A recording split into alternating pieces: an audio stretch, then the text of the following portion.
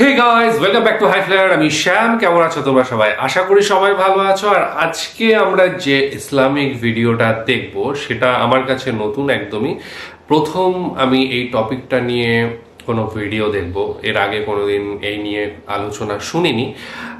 যে বিষয়টা হচ্ছে একটা গাছকে কেন্দ্র করে, এবং সেই গাছটা হচ্ছে নাম হচ্ছে গারকাদ।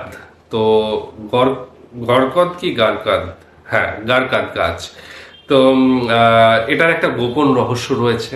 এটাকে মানে সবাই যে ভালোভাবে নেয় তা নয়, সেই জন্যই এটা নিয়ে বিশেষ আলোচনা রয়েছে। ইসলামে এটাকে হয়তোবা অন্যরকম ভাবে দেখা হয়, এবং ইহুদিদের মধ্যে এটাকে আরেক রকম ভাবে দেখা হয়। যাই হোক, ভিডিওটা দেখছি মুস্তাফিজ রহমানির, তিনি এটা বলেছেন ওয়াজের মারফতে, সেখানে তিনি বক্তব্য পেশ করেছেন এই গাছ নিয়ে। তো সেই ভিডিওটাই দেখব, আর তারপরে যা আলোচনা করার আমরা সেটুর আলোচনা করব। তার আগে ভিডিওটায় লাইক, শেয়ার আর সাবস্ক্রাইব করে দিও। আর চলো ভিডিওটা দেখে নিই। বিলিয়ন বিলিয়ন ডলার খরচ করতেছে এই গারকাদ গাছের পেছনে। গত 5 বছরে তারা 24 লক্ষ গারকাদ গাছ এই ইহুদিদের বিভিন্ন জায়গায় তারা লাগিয়েছে। প্রত্যেকটা বাড়ির পাশে ফাঁকা জায়গায় গারকাদ গাছ লাগাইতে হবে। এখানে একটা ছবি দেখতে পাচ্ছেন, দেখেন একটা সবুজ গাছ। এই সবুজ গাছটায় পাশেই দেখেন একটা ছেলে এবং একটা মেয়ে। ছেলেটা টুপি পরা এবং মেয়েটা টুপিহীন। দুইজন কিন্তু চোখ দুইটা খোলা রেখেছে আর মুখের নাক পর্যন্ত তারা ঢেকে রেখেছে। এই ছবিটার একটা উদ্দেশ্য আছে। এখানে লেখা সেভ দ্য গারকাদ ট্রি। উনি লিখেছেন যে মোহতারাম, হাদিসে নাকি গারকাদ গাছ নিয়ে কিছু কথা আছে। এই গারকাদ গাছ সম্পর্কে জানতে চাই, আসলে গারকাদ গাছ কি, এর গোপন রহস্য কিছু আছে কিনা, আর এই গাছকে ইহুদিদের গাছ কেন বলা হয়, ইসরায়েল কেন এই গাছকে এত ভালোবাসে ইহুদিরা। ভেরি ভেরি ইম্পর্টেন্ট একটা বিষয়। হাদিসটা আমি পরে বলছি, তার আগে এই গারকাদ গাছ সম্পর্কে আপনাদেরকে কয়েকটি কথা বলি। এই যে নেতানিয়াহু, ইসরায়েলের যে প্রেসিডেন্ট, বিলিয়ন বিলিয়ন ডলার খরচ করতেছে এই গারকাদ গাছের পেছনে। গত 5 বছরের আমি তথ্য দেখলাম ওদের ওয়েবসাইটে ইসরায়েলের। সেখানে দেখলাম গত 5 বছরে তারা 24 লক্ষ গারকাদ গাছ এই ইহুদিদের বিভিন্ন জায়গায় তারা লাগিয়েছে, এবং এসেনশিয়াল বা ম্যান্ডেটরি করে দিয়েছে যে প্রত্যেকটা বাড়ির পাশে ফাঁকা জায়গায় গারকাদ গাছ লাগাইতে হবে। পার্কগুলো যেখানে মানুষ হাঁটা চলাচল করে ওই জায়গায় অবশ্যই গারকাদ গাছ থাকতে হবে। এবং তাদের যে রেল লাইন, ইসরায়েল তো বেশি বড় দেশ না, আপনারা সকলেই জানেন, এই রেল লাইনগুলো 40 কিলোমিটার পর্যন্ত তারা এই গারকাদ গাছে ভরে ফেলেছে। আরেকটা বিষয় আপনাদেরকে বলি, আগে কিন্তু এটা ছিল না, এখন কিন্তু এই শুরু হয়েছে। এখানে একটা ছবি আপনারা দেখতে পাচ্ছেন, দেখেন আপনাদেরকে দেখায়, আপনাদের জন্য আমি এটা করেছি। এখানে একটা ছবি দেখতে পাচ্ছেন, দেখেন একটা সবুজ গাছ। এই সবুজ গাছটায় পাশেই দেখেন একটা ছেলে এবং একটা মেয়ে। ছেলেটা টুপি পরা এবং মেয়েটা টুপিহীন। এখানে সবুজ একটা গাছ দেখতে পাচ্ছেন, এটা কিন্তু ইসরায়েলের মানে একটা সাইট থেকে নেওয়া।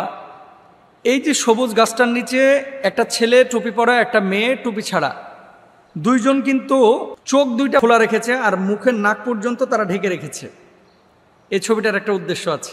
কি উদ্দেশ্য পরে বলতেছে। এখানে লেখা save the garkad tree, save the garkad tree. মজার বিষয় হচ্ছে, হাদিসের ভাষ্য অনুসারে এই গাছটাকে বলা হয়ে থাকে অভিশপ্ত গাছ। এই গাছটা হচ্ছে ইহুদিদের গাছ। খ্রিস্টানদের ধর্মমতেও এই গাছটা হচ্ছে অভিশপ্ত গাছ। মুসলমানরা এই গাছটাকে পছন্দ করে না, খ্রিস্টানরাও পছন্দ করে না, কিন্তু ইহুদিরা এই গাছটাকে ভালোবাসে। ইদানিং ইহুদিরা ইউরোপের বিভিন্ন দেশে, পশ্চিমা বিশ্বের বিভিন্ন দেশে ক্যাপ বেচতেছে। এই ক্যাপের মধ্যেও লেখা সেভ দ্য গারকাদ ট্রি, গেঞ্জির মধ্যে লেখা সেভ দ্য গারকাদ ট্রি, তারপরে আপনার ঘড়ির মধ্যে সেভ দ্য গারকাদ ট্রি, তারপরে তারা তাদের প্যান্টের মধ্যে সেভ দ্য গারকাদ ট্রি, ক্যাপের মধ্যে সেভ দ্য গারকাদ ট্রি। বেচতেছে কয় টাকায় জানেন? একটা ক্যাপ 10 পাউন্ডে বেচা হচ্ছে, একটা গেঞ্জি 30 পাউন্ডে বেচা হচ্ছে। এমনও আছে যে একটা প্যান্ট তারা 40 পাউন্ড, 50 পাউন্ড, 60 পাউন্ড পর্যন্ত বিক্রি করতেছে। তো সেভ দ্য গারকাদ ট্রি, সারা বিশ্বের বুকে এত গাছ থাকতে এই গাছটাতে তাদের নজর কেন? এবার আসেন হাদিসে। আল্লাহ রাসূল সাল্লাল্লাহু আলাইহি ওয়াসাল্লাম হাদিসের মধ্যে কি বলেছেন দেখেন।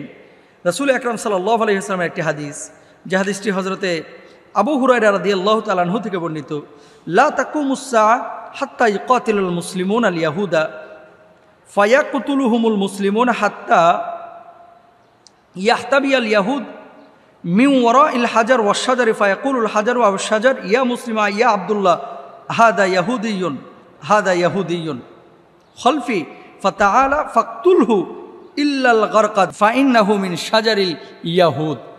আবু হুরায়রা রাদিয়াল্লাহু তাআলা আনহুর হাদিস। সেটা কি? ততক্ষণ পর্যন্ত কিয়ামত সংগঠিত হবে না যতক্ষণ পর্যন্ত না মুসলমানদের সঙ্গে ইহুদিদের যুদ্ধ হবে।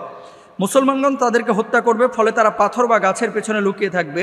তখন পাথর বা গাছ বলবে, হে মুসলিম, হে আল্লাহর বান্দা, এই তো ইহুদি আমার পেছনে লুকিয়ে আছে, এসো তাকে হত্যা করো। কিন্তু গারকাদ নামক গাছ দেখিয়ে দিবে না, কারণ এটা হচ্ছে ইহুদিদের সহায়তাকারী গাছ। পাথর সাক্ষী দিবে যে এখানে ইহুদি আছে, কিন্তু এই গারকাদ গাছ এটা হচ্ছে মূলত ইহুদিদের লুকানোর জন্য, ইহুদিদেরকে সেভ করার জন্য। ইহুদিরা নিজেরা এই গাছটাকে লালন পালন করতেছে, যেটা খ্রিস্টানরা বলতেছে অভিশপ্ত। এবং রাসূল সাল্লাল্লাহু আলাইহি ওয়াসাল্লাম যখন খাইবার জয় করেছিলেন, এই গারকাদ গাছ কিন্তু খাইবারের মাঠের আশপাশে ছিল, সব আল্লাহ রাসূল সাল্লাল্লাহু আলাইহি ওয়াসাল্লাম কেটে সাফ করে ফেলাইছিলেন, এই গাছ রাখা যাবে না। ওমর ফারুক রাদিয়াল্লাহু তাআলা যখন খলিফা, উনি গোটা আরবে এই গারকাদ গাছ কেটে একেবারে সাফ করে ফেলাইছিলেন। এবং ইহুদিদের এই সমস্ত জায়গাগুলোতে যখন ইহুদিরা বসবাস করেছে তাদেরকে আঘাত করে নাই, কিন্তু এই গাছ সাহাবীরা পছন্দ করে নাই, নবী আম্বিয়া আলাইহিমুসসালাতু ওয়াসসালামও পছন্দ করেন নাই। সুতরাং গারকাদ গাছের এই গোপন রহস্য, এটা মূলত রাসূল সাল্লাল্লাহু আলাইহি ওয়াসাল্লাম বলছেন কি, তোমার হাতে যদি একটা গাছ থাকে, এমন অবস্থায় দেখছো কিয়ামত শুরু হয়ে গেছে, গাছটাকে রোপণ করে দাও। কারণ কি, গাছ লাগানো অনেক সওয়াবের কাজ, কিন্তু গারকাদ গাছ না, ফলজ গাছ, অন্য অন্য ছায়াদানকারী গাছ, যে কোনো গাছ আপনি লাগাবেন, সাদাকায়ে জারিয়া সওয়াব পাবেন ইনশাআল্লাহ। আল্লাহ তাআলা আমাদের বোঝার তৌফিক দান করুন। আচ্ছা, ভিডিওটা দেখার আগে পর্যন্ত বারকাত নামে কোনো গাছ আছে বলে আমার জানা ছিল না। গারকাত বলে গাছ এই ফার্স্ট টাইম শুনলাম। বরগদ কা পেड़ যেটা আমি শুনেছি হিন্দিতে, সেটা বলা হয় সাধারণত বট গাছকে, কিন্তু গারকাদ এই নামটা ফার্স্ট টাইম শুনলাম। আমাদের এদিকে পাওয়া যায় কিনা আমার জানা নেই, হয়তো বা পাওয়া যেতেও পারে, আবার নাও যেতে পারে, কারণ ম্যাক্সিমাম উদ্ভিদ মোটামুটি যেগুলো এই ক্রান্তীয় অঞ্চলে পাওয়া যায় সেগুলো এখানে পাওয়া যায়, সেজন্যই মানে ডাউটফুল ইসরায়েলে যেটা পাওয়া যায় সেটা এদিকে পাওয়া যায় কিনা।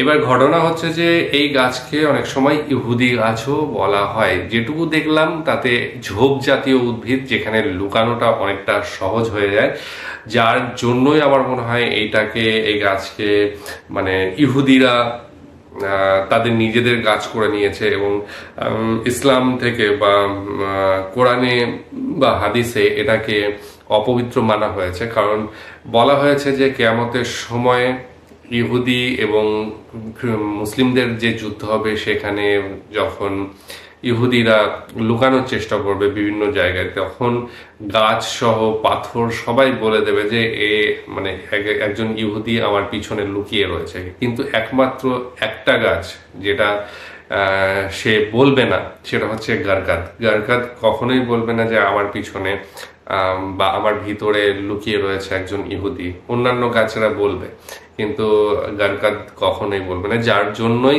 এটাকে অপবিত্র মানা হয়েছে এবং ইসলামে এটাকে হারাম জাতীয় এই ধরনের কিছু একটা বলা হয়েছে।